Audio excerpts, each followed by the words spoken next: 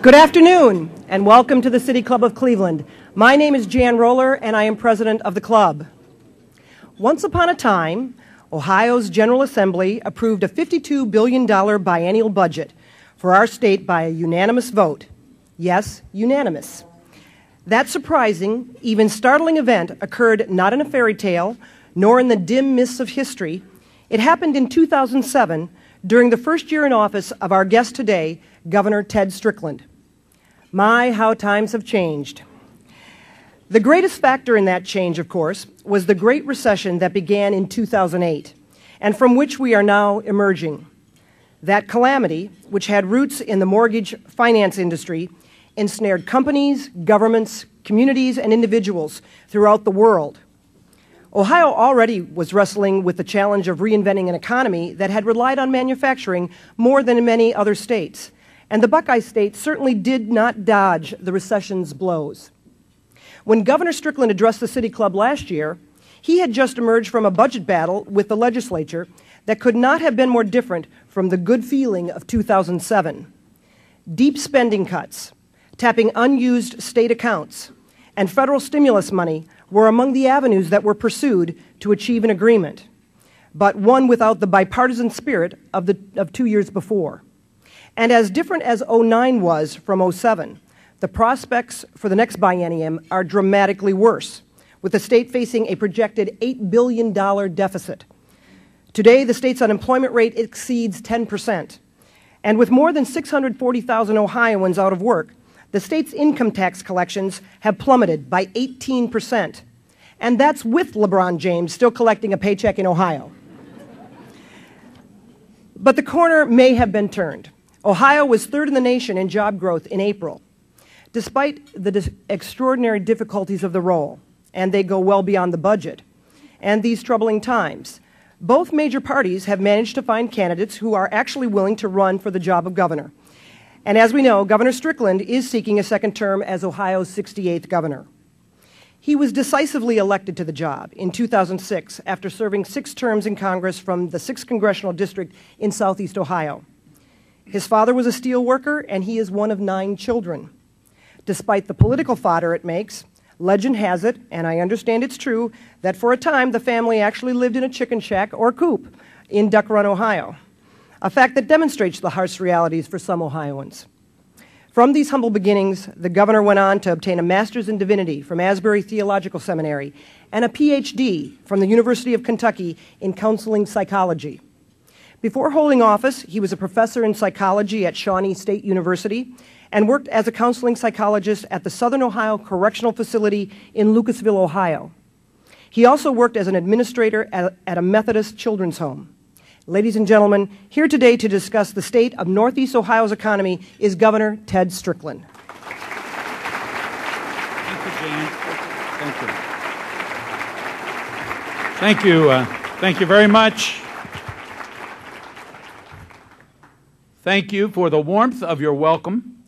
Let me begin by acknowledging the sponsors of today's gathering, the Sisters of Charity Health System, and let me thank them for their current advocacy for an extension of the federal FMAP program, which would bring an additional $750 million to our state so that we can continue to provide needed services to Ohio's most vulnerable citizens. Thank you, sisters.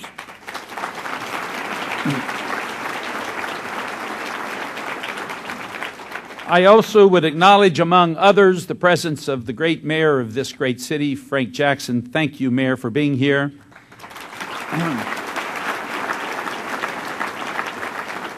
And I note that the wife of my current Lieutenant Governor, a now candidate for the U.S. Senate, Peggy Fisher, is here. Thank you, Peggy, for being here.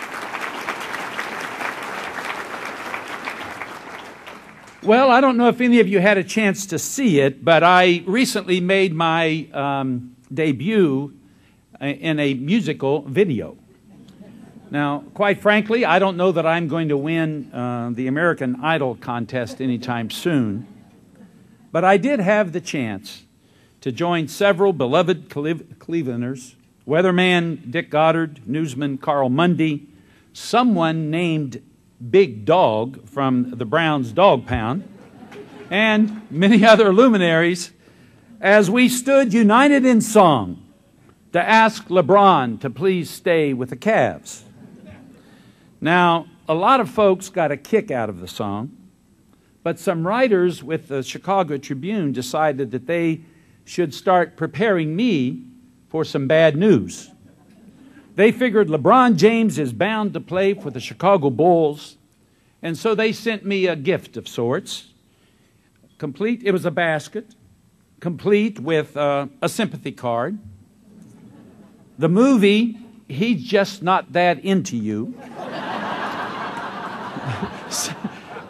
Several self-help books like The Complete Idiot's Guide to Enhancing Self-Esteem, and some candy. Now, that was very thoughtful.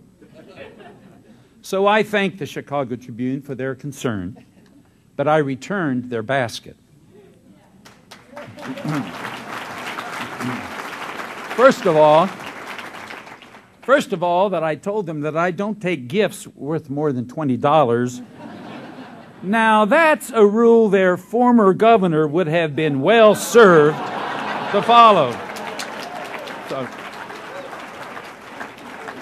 But more to the point, I think they're going to need the self-help books and the chocolates, because when all is said and done, there's no one in sports who needs more consoling than Chicago Cubs fans.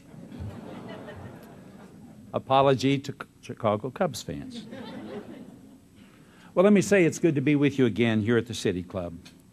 And I promise you that I'm not going to break into song, but I will tell you that the times, they are a-changing. What we face here in Cleveland, across this region, and across Ohio is the question of whether or not we are going to be controlled by changing circumstance, or whether circumstance is going to be controlled by us. Now, there are some who try to capitalize on fear by making profit from panic. And there are some who yearn for a return to the past, taking comfort in nostalgia. But neither fear nor nostalgia is going to make anything better for anyone. Now, this terrible recession has been a painful burden for our people and for our state. And I know there are a fair number of folks in this region worrying right now, wondering whether they can get back what we've had. But the reason that the answer to that question is so elusive is that it's the wrong question to ask. The truth is, I believe in Cleveland.